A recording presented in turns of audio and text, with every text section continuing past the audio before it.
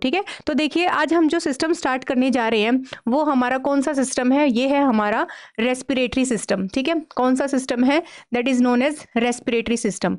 अब देखिए हमारा जितने भी हमारी बॉडी के अंदर क्या होते हैं, सेल होते हैं, सेल हो या हमारी बॉडी में टिश्यू हैं, ठीक है, और यही हमारे क्या होते हैं, ऑर्गन होते हैं। तो चाहे आपकी सेल हो, चाहे आपके टिश्यू हो और चाहे आपके ऑर्गन हो, इन सबको क्या चाहिए, इन सबको चाहिए एनर्जी। क्या चाहिए, एनर्जी।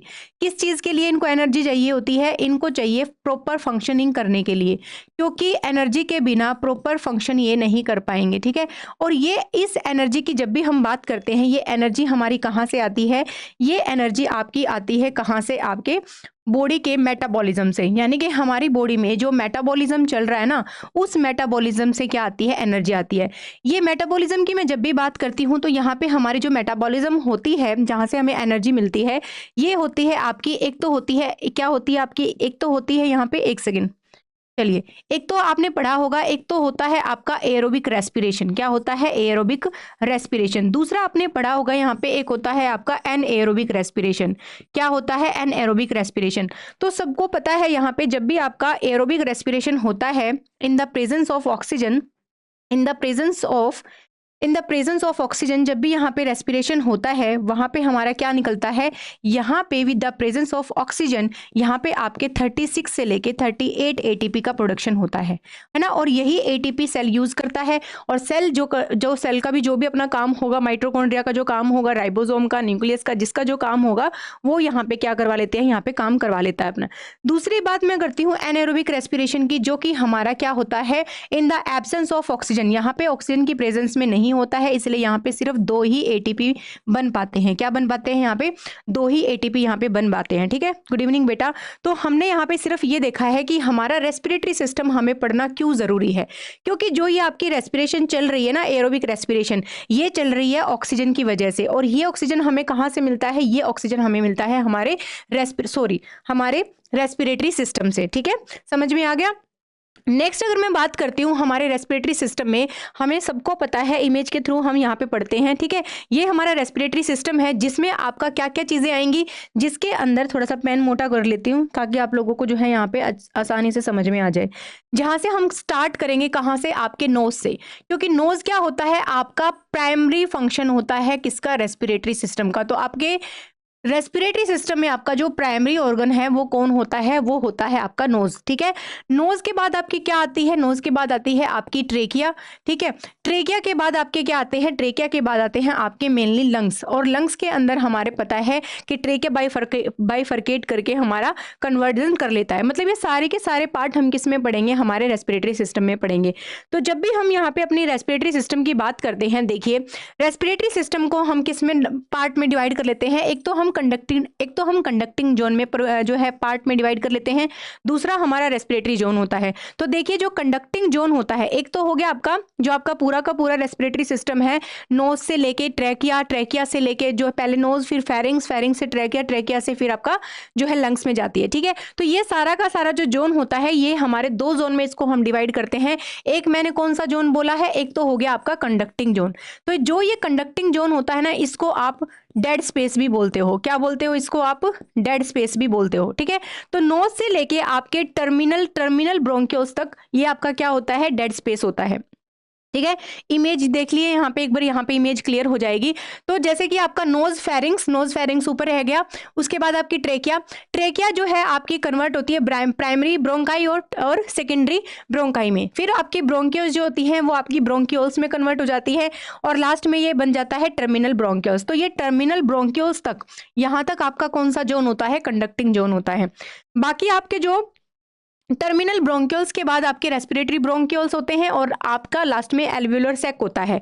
तो जहां पे एक्चुअल में गैसेस का एक्सचेंज होता है, जहां पे क्या होता है, गैसेस का एक्सचेंज होता है एक्चुअल में, वहां पे क्या होता है, ये होता है आपका रेस्पिरेटरी जोन। ठीक है, और कंडक्टिंग जोन यहाँ पे भी आप देख सकते हो, ट्रेकिया, ब्रोंकाई, ब्रोंकियोल्स और टर्मिनल ब्रोंकियोल्स, ये आपका कौन सा जोन होता है, कंडक्टिंग जोन होता है।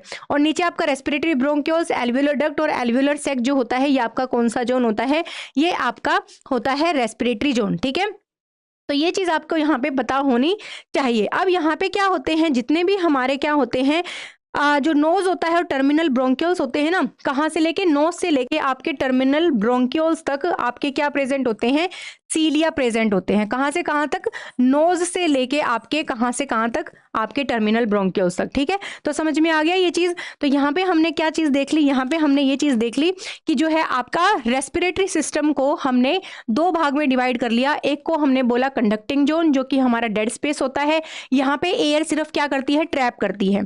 ठीक है, हमारे नोज से लेके हमारा जो टर्मिनल ब्रोंक्यूल्स है, जो मैंने अभी अभी आपको बताया है, यहाँ पे टर्मिनल ब्रोंक्यूल्स है, ये पूरे के पूरे पार्ट में आपको क्या प्रेजेंट होंगे, सीलिया प्रेजेंट होते हैं। और जो सीलिया होते हैं, सीलिया का काम मेनली क्या होता है, सीलिया का काम होता है आपके जो म्यूकस प्रोडक्शन हो रहा है, अपने अपने जो रेस्पिरेटरी सिस्टम में जो म्यूकस प्रोडक्शन हो रहा है, उसको वो क्या करता है, प्रोपेल करने का काम करता है। मतलब ऐसा नहीं है कि आपके नोज में म्यूकस बन गया तो वो वहीं पे रहेगा, वो म्यूकस ट्रेवल करता है। ठीक है, म्यूकस ट्रेवल करेगा through with the help of the cilia. या फिर कोई फॉरेन पार्टिकल अगर कहा आपने कोई इनहेल कर लिया है, या फॉरेन पार्टिकल या डस्ट वगैरह जो है, उसको भी वो क्या करता है, वहां से उस डस्ट या उस फॉरेन पार्टिकल को वो क्या कर देता है, ट्रैप कर देता है। या कोई अगर डेड कोई फॉरेन पार्टिकल है, उसको भी वो क्या कर देता है, ट्रैप कर देता है। तो ये काम होते हैं हमारे किसके, सीलिया के, जो कि सबसे इंपॉर्टेंट जो है पार्ट है हमारे किसका, हमारे कंडक्टिंग जोन का। बट एक्चुअली में जो आपका रेस्पिरेटरी जोन है, जहाँ पे एक्चुअल में गैसेस का एक्सचेंज होता है, वही आपका फंक्शनल पार्ट होता है हमारे रेस्पिरेटरी सिस्टम का। ठीक है, अब अगर मैं यहाँ पे बात करूं कि जो आपका रेस्पिरेटरी सिस्टम है, उसमें आपका जो नोज होता है ना, जो नोज होता है, ये आपका क्या है, ये आपका प्राइमरी ऑर्गन होता है। ये क्या होता है, आपका प्राइमरी ऑर्गन होता है। ठीक है, नोज आपका प्राइमरी ऑर्गन है।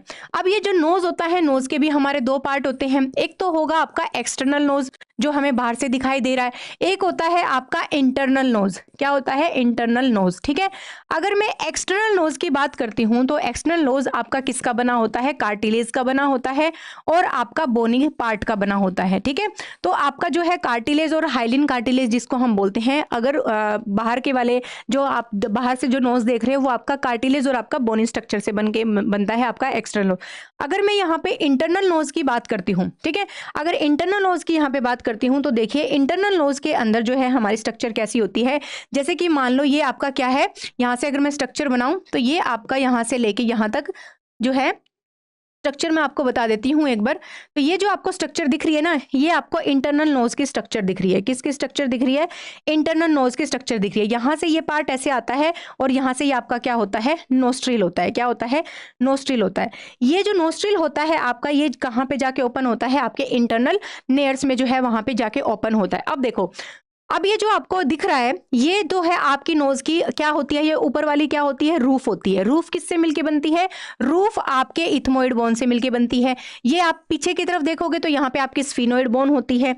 और अगर आप इसके इन्फीरियर पार्ट में जाओगे, यहाँ पे अगर आप इन्फीरियर पार्ट में जाओगे, ये आपकी ऑल्फैक्टरी एपिथेलियम से मिलके बनती है। किससे मिलके बनती है, यहाँ पे ऑल्फैक्टरी एपिथेलियम। और अगर आप इसमें जाओगे, आपके इथमोइड बोन में जाओगे, तो यहाँ पे आपको इथमोइड बोन में यहाँ पे क्रीबिफॉर्म प्लेट मिलती है। किसकी, आपकी इथमोइड बोन की।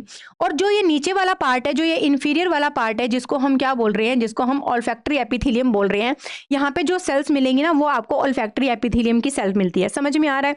अब ये जो आपको ये वाला जो पार्ट दिख रहा है इथमोइड बोन से, क्योंकि ये रूफ है और ये फ्लोर है। ठीक है, तो आप जो ये फ्लोर है, इस फ्लोर के अंदर जो ये आपकी ऑल्फैक्टरी आपकी जो है एपिथेलियम है, इनके अंदर आपकी क्या होती है, इनके अंदर आपकी ग्लैंड्स प्रेजेंट होती हैं।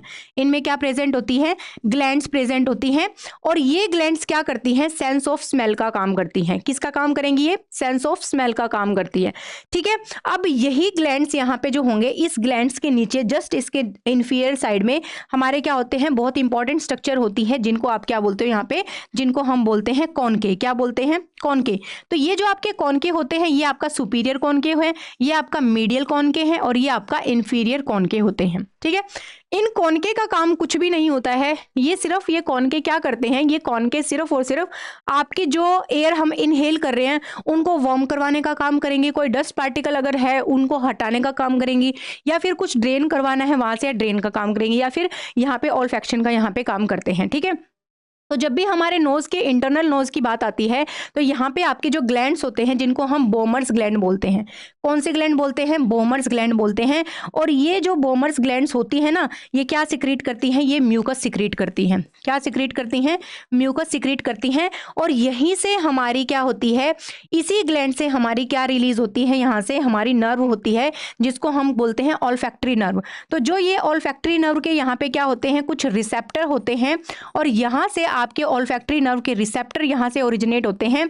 और ये ऑल्फैक्टरी के जो रिसेप्टर्स हैं ये किसकी तरफ जाते हैं? ये जाते हैं आपके टेम्पोरल लोब में। कहाँ जाते हैं?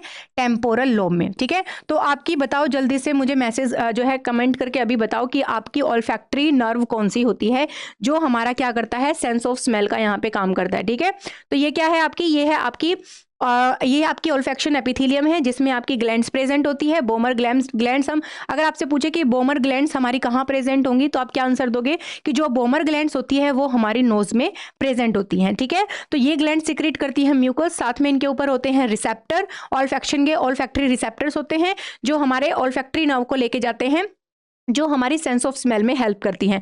मेनली जो चीज़ थी हमारी, मैंने दूसरी चीज़ बता दी, हमारे क्या है, ये कॉनके भी इसके अंदर प्रेजेंट होते हैं। और इन्हीं कॉनके को हम दूसरे नाम से भी जानते हैं जिनको हम बोलते हैं टर्बिनेट्स। क्या बोलते हैं? टर्बिनेट्स। टर्बिनेट्स का मतलब ऐसा नहीं होता। टर्बिनेट्स का मतलब सिर्फ ये होता है कि जो बोन होती है ना, बोन ही अपने अंदर से क्या कर लेती है, अपने आप को तोड़ मरोड़ लेती है, स्पाइरल फॉर्म में बना लेती है, कोल्ड हो जाती है, उसको हम बोलते हैं यहाँ पे टर्बिनेट्स। ठीक है, समझ में आ गया? चलिए, यहाँ पे आपको इमेज दिख रही है, बहुत शानदार इमेज है जो मैंने अभी अभी आपको ये इमेज देखी, मैं एक बार क्लियर कर देती हूँ। मैंने आपको अभी भी यहाँ पे ये समझाया था, ये देखो, ये है, ये स्फीनोइड बोन है। ये वाली कौन सी है? स्फीनोइड बोन है। ये आपकी इथमोइड बोन हो गई। ठीक है, इथमोइड बोन के जस्ट नीचे मैंने आपको बोले थे कि कॉनके होते हैं। ये वाला है सुपीरियर कॉनके, ये वाला है आपका मिडिल कॉनके, और ये है आपका इंफीरियर कॉनके।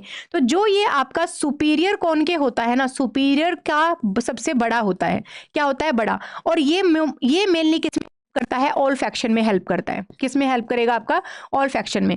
जो आपका मिडल वाला होता है, जो आपका मिडल वाला होता है ना, मिडल वाला क्या करता है? मिडल वाला मेनली ड्रेन का काम करता है। किसका काम करता है? ड्रेन का काम करता है।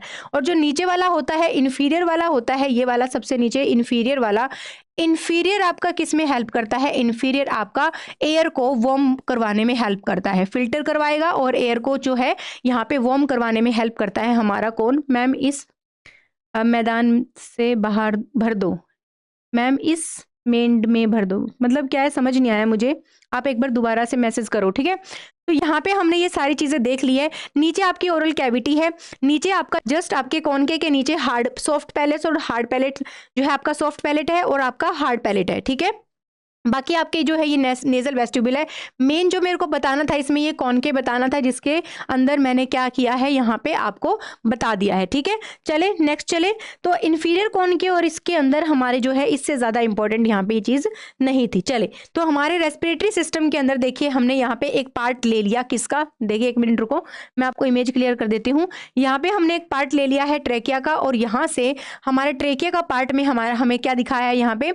ये आपकी सारी की सारी क्यूबोइडल कौन सी सेल होती हैं? क्यूबोइडल सिलेटेड एपिथेलियम होती है। ठीक है, कुछ गोबलेट सेल्स होती हैं जो म्यूकस सिक्रीट करती हैं, क्योंकि यहाँ पे हमारे बीच बीच में गोबलेट सेल्स भी हैं।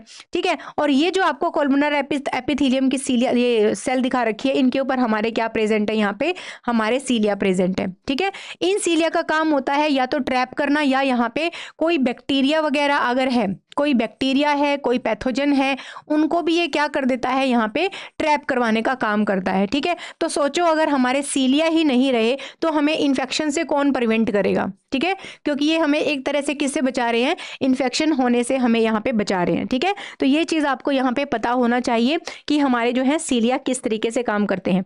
ये जो ये आपका फनल शेप्ड होता है, यहाँ पे फनल शेप्ड है, ये आपका जो फेरिंग्स होता है, फेरिंग्स को हम क्या करते हैं? फेरिंग्स को हम क्या करते हैं? 3 पार्ट में डिवाइड करते हैं। ठीक है, कौन कौन से पार्ट होते हैं? सबसे पहला होता है आपका कौन सा? नेजोफेरिंग्स। कौन सा होता है? नेजोफेरिंग्स। ठीक है, सेकंड अगर मैं बात करती हूँ, सेकंड होता है आपका ओरोफेरिंग्स। ठीक है, सेकंड होता है आपका ओरोफेरिंग्स, और लास्ट वाला होता है आपका लेरिंगोफेरिंग्स। अब अगर मैं इस लेरिंगोफेरिंग्स और ट्रेकिया इसकी बात कर रही हूँ तो आपको इसकी लोकेशन भी यहाँ पे पता होना चाहिए कि नेजोफेरिंग्स हमारा कहाँ से कहाँ तक होगा, और हमारा जो है यहाँ पे देखिए यहाँ से हम बना लेते हैं, ये है आपका क्या, ये है आपका वॉइस बॉक्स, ठीक है, यानी कि आपका लैरिंग्स। लैरिंग्स के ऊपर यहाँ पे हम बना लेते हैं एक हाइड बोन, और हाइड बोन के यहाँ पे हमारा क्या होता है, एक होता है वल्वा, यहाँ पे क्या होता है, वल्वा। अब देखो जो भी हमारे ये पार्ट होते हैं किसके, ये ब्लू ले लेते हैं हम यहाँ पे, ठीक है। अब देखो यहाँ से जो आपका नेजोफेरिंग्स होता है, ये कहाँ से स्टार्ट होता है, नेजोफेरिंग्स के अंदर आपका जो नोस्ट्रिल होता है ना, इंटरनल लेयर्स जिसको आप बोलते हो, दो नोस्ट्रिल्स इसके अंदर क्या होते हैं, ओपन होते हैं, ठीक है। फेरिंग्स एक रास्ता है, एक पैसेज है, जिसके अंदर आपकी ईसोफेगस भी आती है और जिसके अंदर आपकी एयर भी पास होती है। लेकिन अगर मैं फेरिंग्स की बात करती हूँ तो फेरिंग्स को हम 3 पार्ट में डिवाइड करते हैं, नेजोफेरिंग्स, ओरोफेरिंग्स और लैरिंगोफेरिंग्स। तो जो आपका कौन सा होता है, नेजोफेरिंग्स कहाँ से कहाँ तक होता है, ये आपका क्या है, ये आपका वुल्वा है, ठीक है। तो जो आपका नेजोफेरिंग्स है, इसके अंदर आपकी कौन कौन सी ओपनिंग होती है, एक तो ये आपके दो इंटरनल जो है आपके इंटरनल लेयर्स हैं, ठीक है। ये जो आपके दो नोज है ना, ये पीछे की तरफ जाके ओपन होते हैं, जिनको हम क्या बोलते हैं, इंटरनल लेयर्स बोलते हैं, या फिर हम इसको नोस्ट्रिल्स भी बोल सकते हैं। क्या बोल सकते हैं, नोस्ट्रिल्स भी हम यहाँ पे बोल सकते हैं। दूसरा आपका जो आपका नेजोफेरिंग्स का जो एरिया होता है ना, यहाँ से आपकी दो यूस्टेचियन ट्यूब भी निकलती हैं, जो किस में जाते हैं, जो आपके ईयर के अंदर जाती हैं, ठीक है। दो यहाँ से क्या निकलती हैं, यूस्टेचियन ट्यूब भी निकलती हैं।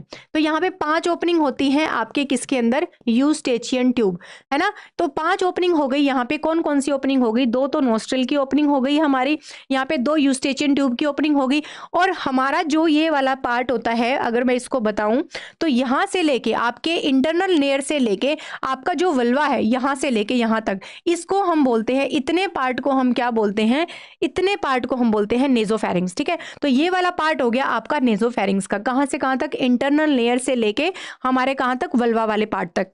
अब देखो, अब ये है आपकी हायोड बोन, ये कौन सी है आपकी, हायोड बोन, ठीक है। तो ये जो आपकी हायोड बोन है, यहां से लेके और आपका जो वल्वा है, वल्वा से लेके हायोड बोन तक, ये वाला जो पार्ट होता है ना, ये होता है आपका ओरोफेरिंग्स का। ये कौन सा पार्ट है, ओरोफेरिंग्स का। और आपकी हायोड बोन से लेके जो ये सुपीरियर बॉर्डर है किसका, आपका लैरिंग्स का। किसका है, लैरिंग्स का। ये होता है आपका लैरिंगोफेरिंग्स, ठीक है। ये वाला जो इतना पार्ट होता है, ये होता है आपका लैरिंगोफेरिंग्स।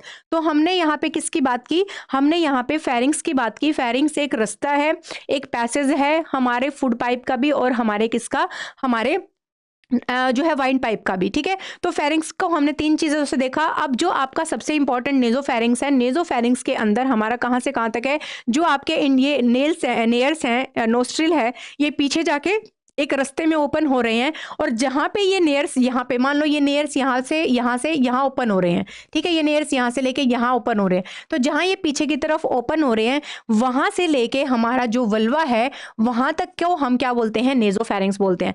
फिर वल्वा से जो हमारी हायोड बोन है, फिर हायोड बोन है, हायोड बोन तक के हम उसके रास्ते को बोलते हैं ओरोफेरिंग्स, और हमारे जो हायोड बोन से लेके हमारा जो लैरिंग्स वाला पार्ट होता है, उसको हम बोलते हैं क्या, उसको हम बोलते हैं लैरिंगोफेरिंग्स, ठीक है।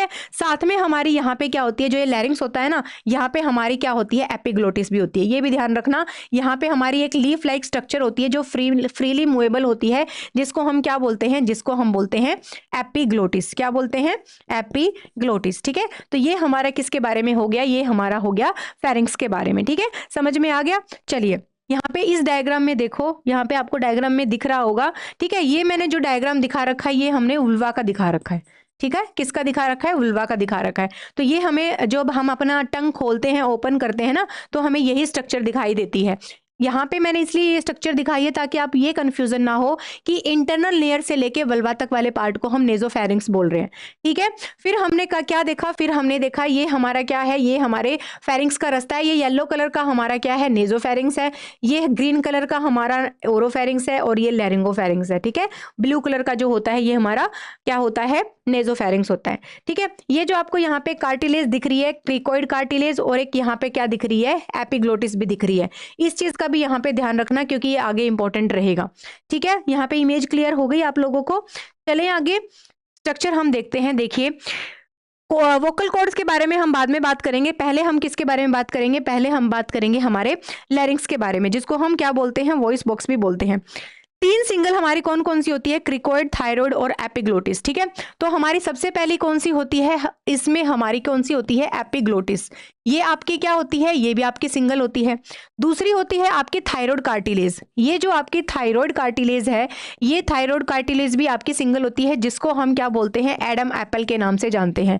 ये आपके मेल के अंदर ज्यादा प्रोमिनेंट होती है ड्यू टू टेस्टोस्टेरोन हार्मोन। ठीक है, येलो कलर की जो ये दिख रही है, ये आपकी कौन सी होती है, क्रिकोइड कार्टिलेज। क्या होता है, क्रिकोइड कार्टिलेज। ठीक है, तो ये सारे के सारे जो हैं, ये जो तीनों हैं, एपिग्लोटिस है, आपकी थायराइड कार्टिलेज है और क्रिकोइड कार्टिलेज है, ये आपके किसके, ये आपके कार्टिलेज किसके बने होते हैं, आपके जो है लैरिंग्स के बने होते हैं। बाकी आपकी जो तीन आपकी जो पेयर में होती है, जिसको आप क्यूनिफॉर्म, कॉर्निकुलेट और एरिटनोइड्स भी बोल सकते हो। ठीक है, तो आपकी कौन कौन सी, एक तो आपकी ये कॉर्निकुलेट्स, ठीक है, और एक आपकी एरिटनोइड्स, और एक आपकी कौन सी होती है, थर्ड वाली कौन सी होती है, क्यूनिफॉर्म, है ना। एक और होती है जिसको हम क्या बोलते हैं यहाँ पे, क्यूनिफॉर्म। ये आपकी तीनों की तीनों पेयर में होती हैं।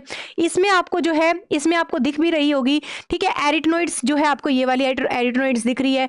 कॉर्निकुलेट जो है ये आपकी ये कॉर्निकुलेट्स हैं। तो ये आपकी अलग अलग कार्टिलेज हैं, जिससे आपका क्या बनता है, जिससे आपका बनता है क्या, आपका लैरिंग्स बनता है। अब इस लैरिंग्स के अंदर आपके कुछ तो क्या होते हैं, वोकल कॉर्ड्स होते हैं।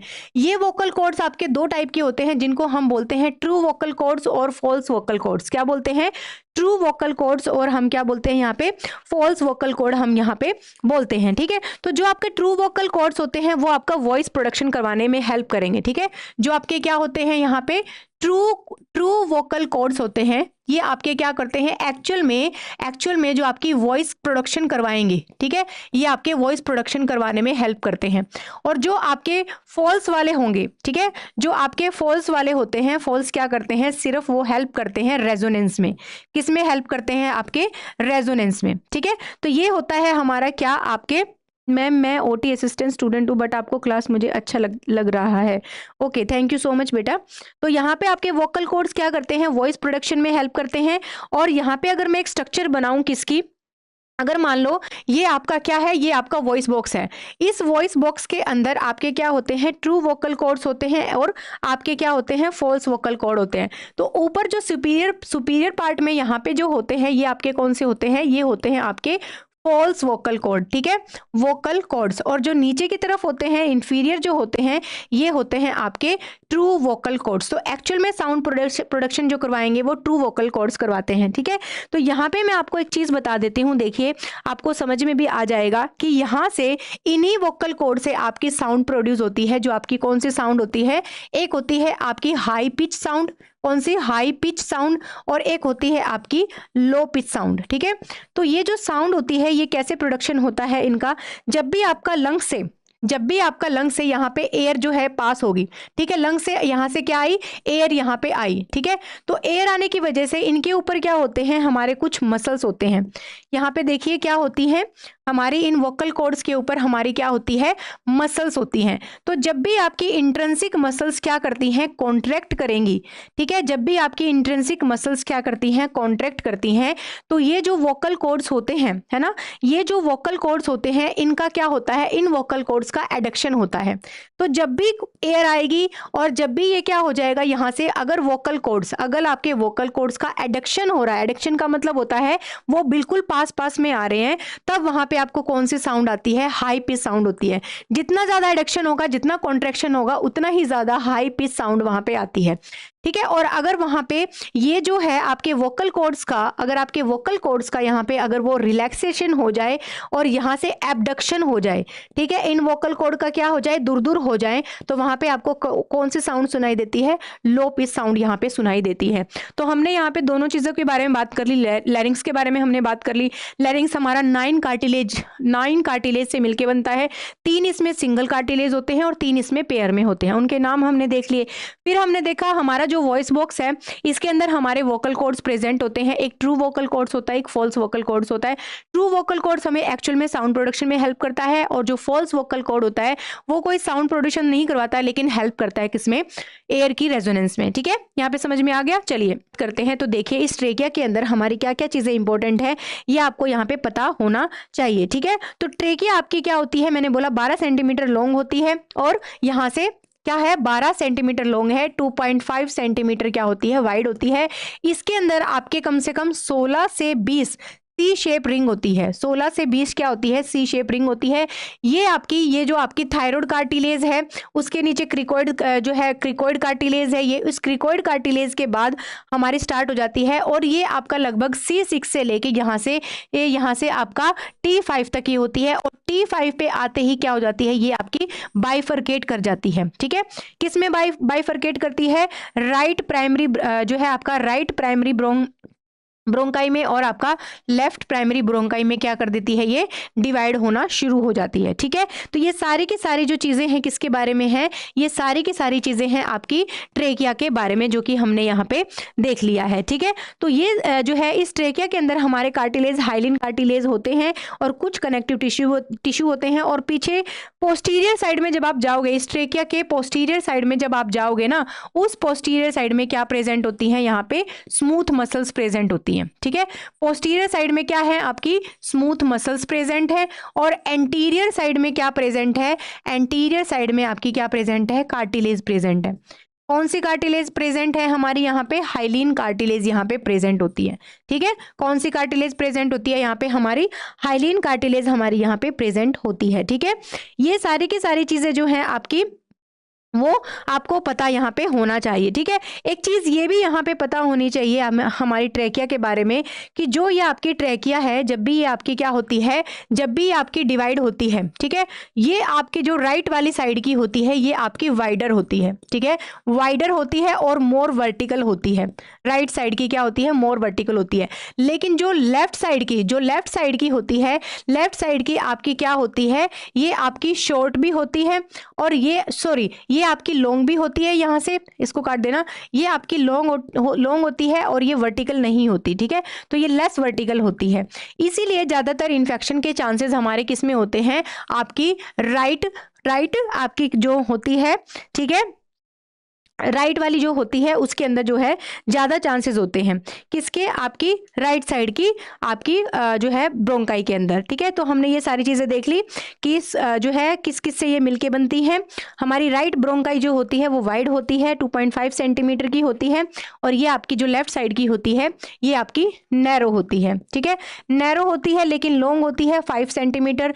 ये वाइड होती है और ये क्या होती है, ये मोर वर्टिकल होती है और इन्फेक्शन ऑफ चांसेस ज्यादा किसके साइड में होते हैं, राइट साइड के अंदर ज्यादा होते हैं। ठीक है, गुड इवनिंग पूजा बेटा। तो हमने यहाँ पे ये सारी चीजें देख ली रिगार्डिंग हमारी ट्रेकिया के, तो इसके बारे में हमने ये सारी की सारी चीजें यहाँ पे देख ली है कि हमारी ट्रेकिया में क्या क्या चीजें यहाँ पे प्रेजेंट होती है। तो भी जब भी आपकी क्या होती है, जब भी आपकी जो है ट्रेकिया बाइफरकेट करती है, किस में बाइफरकेट करेगी, प्राइमरी ब्रोंकाई में बाइफरकेट करेगी।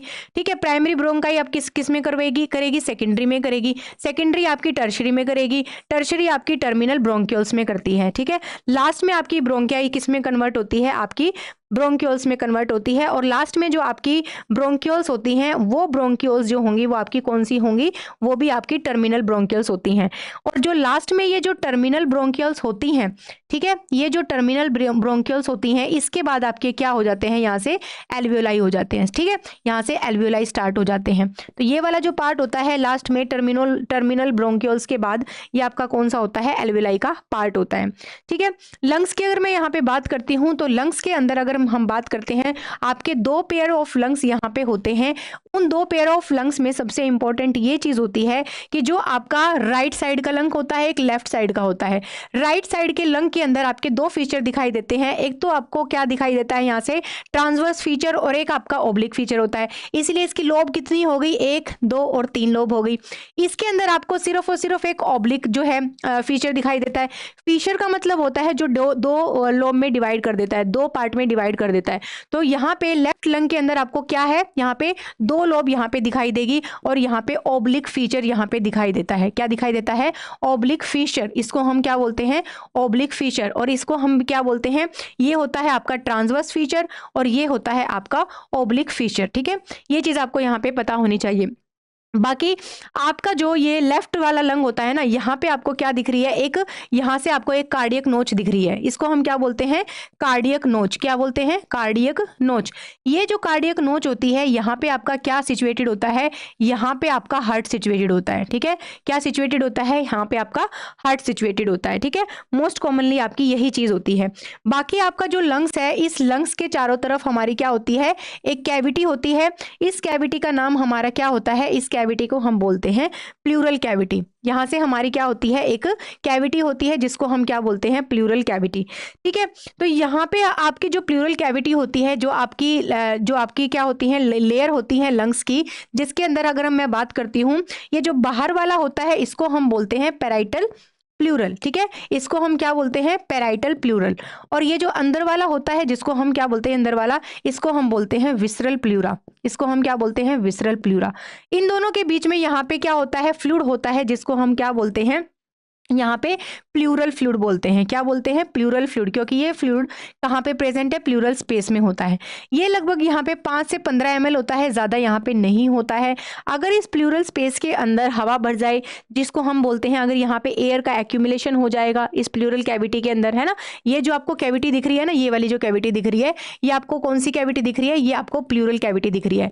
तो इस प्लूरल कैविटी के अंदर अगर यहाँ पे एयर भर जाए तो इसको हम क्या बोलते हैं, इसको हम बोलते हैं न्यूमोथोरेक्स। क्या बोलते हैं, न्यूमोथोरेक्स। ठीक है, अगर इसी कैविटी के अंदर ब्लड भर जाए, अगर ब्लड का एक्यूमुलेशन हो जाए, तो हम इसको बोलते हैं हीमोथोरेक्स। क्या बोलते हैं, हीमोथोरेक्स। ठीक है, अगर इसके अंदर यहाँ पे फ्लूइड भर जाए, यहाँ पे अगर बहुत ज्यादा फ्लूइड भर जाए, तो उस फ्लूइड को हम क्या बोलते हैं, उस फ्लूइड को हम यहाँ पे प्लूरल इफ्यूजन बोलेंगे। क्या बोलेंगे, प्लूरल इफ्यूजन के नाम से हम यहाँ पे जानते हैं। ठीक है, और अगर इसके अलावा जो है यहाँ पे और भी चीजें होती हैं, जो भी कोई भी अगर ऐसी एबनॉर्मल कंडीशन अराइज हो जाए कि यहाँ पे जो है नॉर्मल फ्लूइड के अलावा कुछ और चीज जो है यहाँ पे एक्यूमुलेट हो जाए, तो वहां पे हमारी एबनॉर्मल कंडीशन यहाँ पे शुरू हो जाती है। बाकी जो है यहाँ पे हमारी लोब जो होती है, लेफ्ट के अंदर 2 लोब यहाँ पे पाई जाती है, और ट्रेकिया यहाँ पे जाके क्या कर जाती है, यहाँ से बाइफर्केट कर जाती है। ठीक है, फिर आगे जाके हमारी जो है यहाँ से डिवीजन हो जाता है हमारे लंग्स का। ठीक है, तो ये सारी की सारी चीजें किसके रिगार्डिंग थी, हमारी लंग्स के रिगार्डिंग थी, जो आपको यहाँ पे पता होना चाहिए। तो जो हमारी प्राइमरी यहाँ पे क्या होता है, जो हमारा प्राइमरी गैसेस का एक्सचेंज होता है, वो हमारा किस किस के बीच में होता है, वो हमारा एल्वियोलाई के बीच में होता है और हमारे ब्लड के बीच में होता है। ठीक है, दूसरा किस किस के बीच में होता है, ब्लड और टिश्यू के बीच में होता है। ठीक है, किस किस के बीच में होता है, ब्लड और टिश्यू के बीच में होता है। तो जब भी आपका गैसेस का एक्सचेंज कहाँ पे होगा, एल्वियोलाई और ब्लड के बीच में होता है, उसको हम क्या बोलते हैं, एक्सटर्नल रेस्पिरेशन। और जब भी ब्लड के बीच में और टिश्यू के बीच में होगा, तो उसको हम क्या बोलते हैं, इंटरनल रेस्पिरेशन। एक्चुअली में वैसे तो अगर मैं एक चीज यहाँ पे डायग्राम अगर यहाँ पे शो नहीं हो रहा है, तो मैं यहाँ पे बता देती हूँ। ये क्या है, आपकी एल्वियोलाई है। ठीक है, इस एल्वियोलाई के चारों तरफ यहाँ पे हमारे पास क्या चीज होती है, यहाँ पे होती है हमारी ब्लड वेसल्स। ठीक है, ये जो है आपकी, ये क्या है, आपकी ब्लड वेसल्स। तो इस ब्लड वेसल्स के अंदर, इस आर्टरी के अंदर आपका ऑक्सीजन का जो सेचुरेशन है वो कितना है, 100 mm of Hg है। ठीक है, और CO2 यहाँ पे कितनी है, 45 mm of Hg है। लेकिन आपकी एल्वियोलाई के अंदर यहाँ पे PCO2 कितना है, यहाँ पे 50 mm of Hg है। ठीक है, और यहाँ पे ऑक्सीजन का लेवल कितना है, 40 mm of Hg है। तो देखिए, हमेशा जब भी गैसेस का एक्सचेंज यहाँ पे होता है, ठीक है, ये चीज ध्यान रखना, जब भी यहाँ पे गैसेस का एक्सचेंज होगा, तो गैसेस का एक्सचेंज हमारा किससे होता है, डिफ्यूजन से होता है। किससे होता है, डिफ्यूजन से होता है। और डिफ्यूजन में हमारा क्या होता है, हाई कंसंट्रेशन से लेके लो कंसंट्रेशन की तरफ क्या होता है, डिफ्यूजन होता है। तो यहाँ पे देखो, यहाँ ऑक्सीजन ज्यादा है, तो ऑक्सीजन जो है यहाँ से कहाँ मूव कर जाएगी, ऑक्सीजन कहाँ मूव कर जाएगी, ऑक्सीजन आपके ब्लड से एल्वियोलाई में मूव कर जाएगी। ठीक है, यहाँ पे CO2 ज्यादा है, तो CO2 कहाँ मूव कर जाएगी, CO2 आपके यहाँ पे ब्लड में मूव कर जाएगी। ठीक है, तो इस तरीके से क्या होता है, आपका गैसेस का एक्सचेंज होता है, जिसको हम क्या बोलते हैं, इंटरनल रेस्पिरेशन। ठीक है, डिफ्यूजन और ऑस्मोसिस होता है मैम, ऑस्मोसिस नहीं होगा बेटा यहाँ पे सिर्फ और सिर्फ डिफ्यूजन से होता है। ठीक है, ऑस्मोसिस आपका सॉल्वेंट का होता है, ना कि गैसेस का होता है, गैसेस का सिर्फ डिफ्यूजन होता है यहाँ पे। ठीक है, तो यहाँ पे हमारा क्या होगा, यहाँ पे हमारा ऑक्सीजन और CO2 का ऐसे एक्सचेंज होता है ड्यू टू हायर और लोअर कंसंट्रेशन। तो जहाँ पे भी हायर कंसंट्रेशन जिसकी भी होगी, वो मूव कर जाएगा लोअर कंसंट्रेशन में इक्विलाइज होने के लिए। ठीक है, तो आपका प्राइमरी जो आपका है, आपका रेस्पिरेशन का सबसे पहले जो है वो आपका एल्वियोलाई है। सेम ऐसे ही इसके अंदर भी आपको जो है इसमें भी देखो, इस इमेज में अगर ये इमेज क्लियर आपको दिख रही है तो ये है आपका एल्वियोलाई। एल्वियोलर एयर के अंदर आपका PO2 100 mm ऑफ Hg है और PaCO2 40 mm ऑफ Hg है।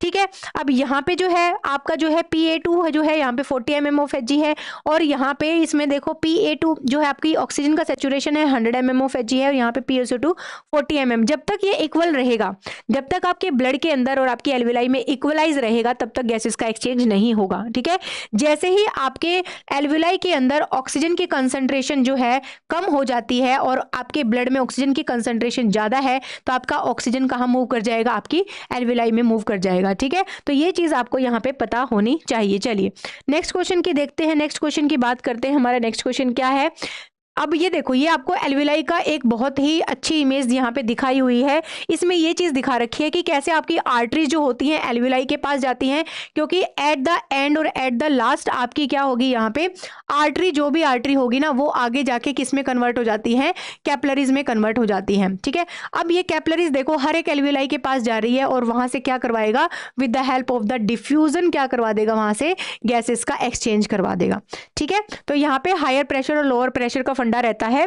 जो भी लोअर प्रेशर और हाई प्रेशर में रहेगा, नेगेटिव प्रेशर होता है क्या मैम, यहाँ पे कोई नेगेटिव प्रेशर नहीं होता। नेगेटिव प्रेशर पता है कहाँ होता है, नेगेटिव प्रेशर वहां होगा जैसे मान लो मेरे प्लूरल कैविटी के अंदर जो है फ्लूइड एयर भर गई है, अब मुझे उस एक्स्ट्रा एयर को निकालना है, तो आप वहां से बाहर से वैक्यूम पंप लगा के या वैक्यूम सिस्टम लगा के तब वहां से आप नेगेटिव प्रेशर लगा के एयर निकालते हो, जो हम किस में करते हैं, न्यूमोथोरैक्स में करते हैं। ठीक है, तो यहाँ पे कोई नेगेटिव सिस्टम नहीं है, यहाँ पे किसका सिस्टम है, यहाँ पे सिर्फ और सिर्फ डिफ्यूजन होता है। ठीक है, तो ये आपको यहाँ पे पता होना चाहिए। ये जो एल्वियोलाई की जिस एल्वियोलाई की मैं यहाँ पे बात कर रही हूँ, इस एल्वियोलाई में हमारी कुछ स्पेशलाइज सेल्स होती हैं। क्या होती है हमारी यहाँ पे, कुछ स्पेशलाइज सेल्स होती हैं। ये जो सबसे पहली सेल्स होती हैं जिसको मैं बोल रही हूँ, ये स्पेशलाइज सेल्स होती हैं कौन सी, आपकी न्यूमोसाइट। कौन सी होती है, आपकी न्यूमोसाइट। तो ये जो न्यूमोसाइट फर्स्ट सेल होती हैं, ये सेल्स आपकी स्पेशलाइज सेल्स होती हैं, जो मोस्ट ऑफली किस में हेल्प करती है, गैसियस एक्सचेंज करवाने में हेल्प करेंगी। क्या करवाएंगी,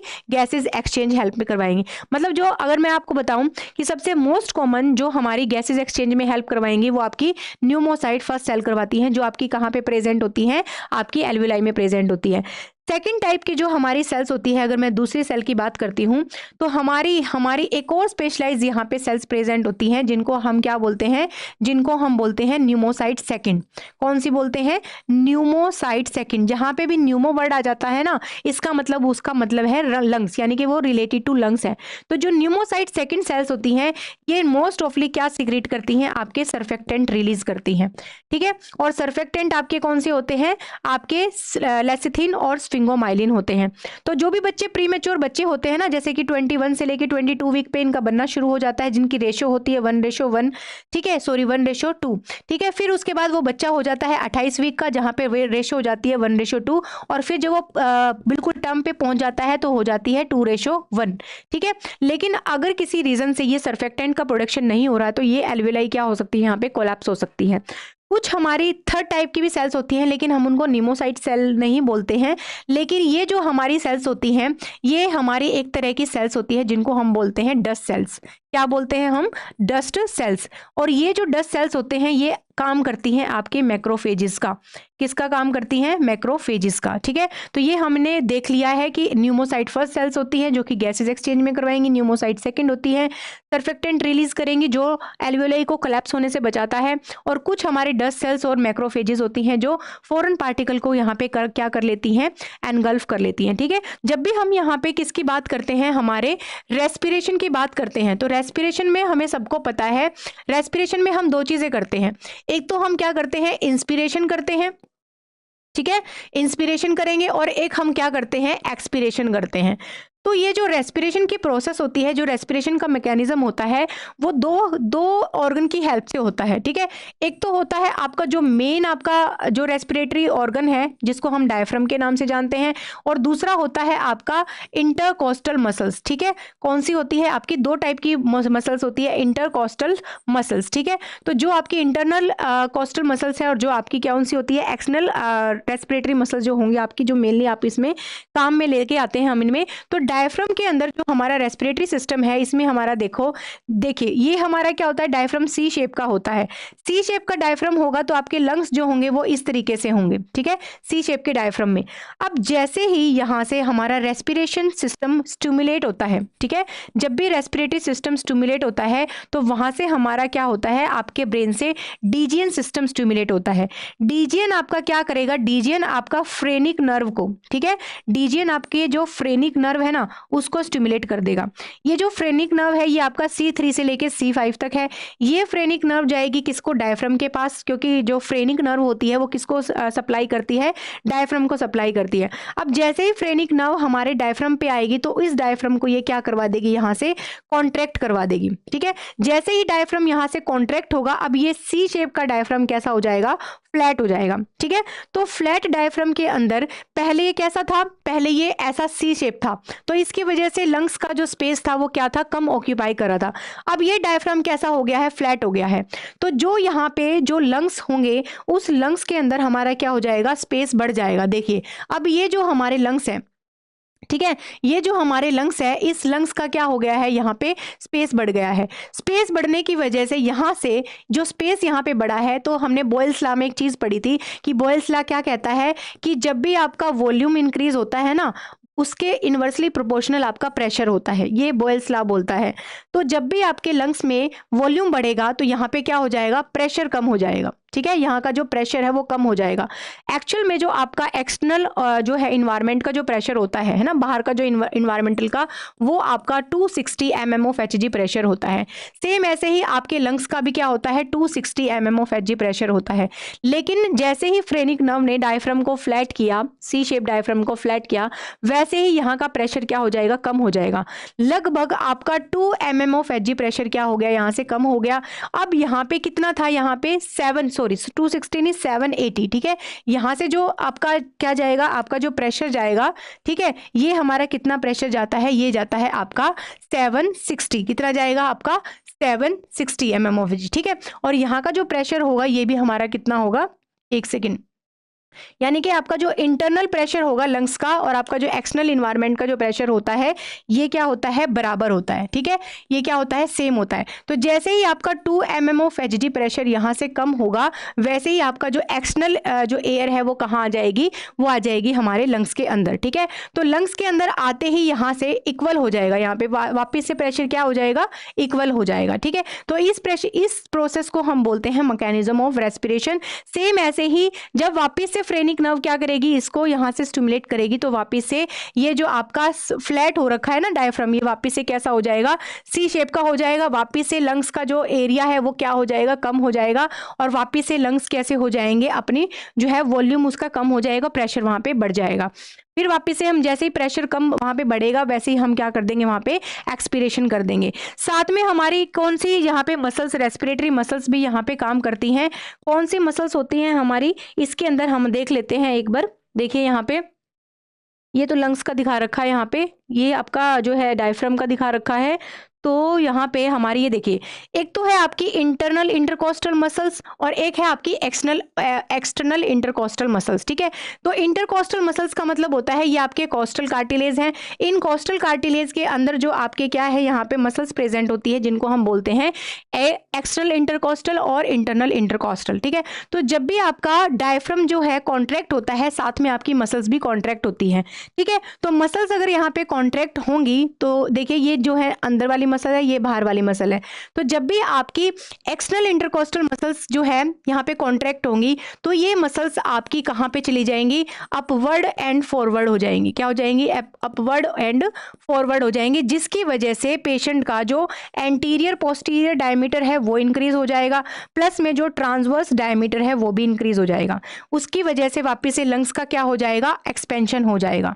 लंग्स का क्या हो जाएगा, यहाँ से एक्सपेंशन हो जाएगा, ठीक है। और हमेशा ध्यान रखना, जो इंटरनल इंटरकोस्टल मसल्स होती हैं, इनकी वजह से जो आपके लंग्स का क्या होता है, वर्टिकल डायमीटर होता है, वो भी इंक्रीज हो जाता है। तो ये सारे के सारे रीजन है आपके लंग्स को एक्सपेंड करवाने में जो हेल्प करते हैं। और साथ में यहाँ पे क्या हो जाएगा, साथ में यहाँ पे लंग्स का क्या हो जाएगा, एक्सपेंशन जितना ज़्यादा होगा उतना ज़्यादा लंग्स का इन्वायरमेंट, जो अंदर वाला इन्वायरमेंट है उसका प्रेशर कम होगा, लगभग 2 mm ऑफ एच प्रेशर कम हो जाएगा, जिसकी वजह से एक्सटर्नल का एयर का क्या हो जाएगा, मूवमेंट हो जाएगा किसके अंदर, अपने लंग्स के अंदर। ठीक है, तो ये मैकेनिज्म है किसका, रेस्पिरेशन का। जो भी हम रेस्पिरेशन से रिलेटेड जो भी हम आगे जाके एबनॉर्मलिटी पढ़ेंगे वो हमारा यहाँ सारा का सारा मैकेनिज्म हमारा डायफ्राम से रिलेटेड होगा, या हमारे जो मसल्स हैं एक्सटर्नल इंटरकोस्टल मसल्स है या फिर इंटरनल इंटरकोस्टल मसल्स हैं, इन्हीं के अंदर कोई ना कोई एबनॉर्मलिटी हम वहाँ पे पढ़ेंगे। ठीक है, या फिर एम्फाइसीमा हम पढ़ेंगे या सीओपीडी पढ़ेंगे, वो हम इसी से रिलेटेड पढ़ेंगे। तो आज के लिए इतना ही। ठीक है, कल मिलते हैं। कल की क्लास में हम जो है इंपॉर्टेंट डिजीज पढ़ेंगे हमारे रेस्पिरेटरी सिस्टम से रिलेटेड। आज सिर्फ थोड़ी सी एनाटॉमी के बारे में हमने यहाँ पे देख लिया है, बाकी जो क्वेश्चन हम डिजीज से रिलेटेड करेंगे वो हम नेक्स्ट क्लास में करेंगे। आज के लिए इतना ही। Thank you so much for watching. Radhe Radhe.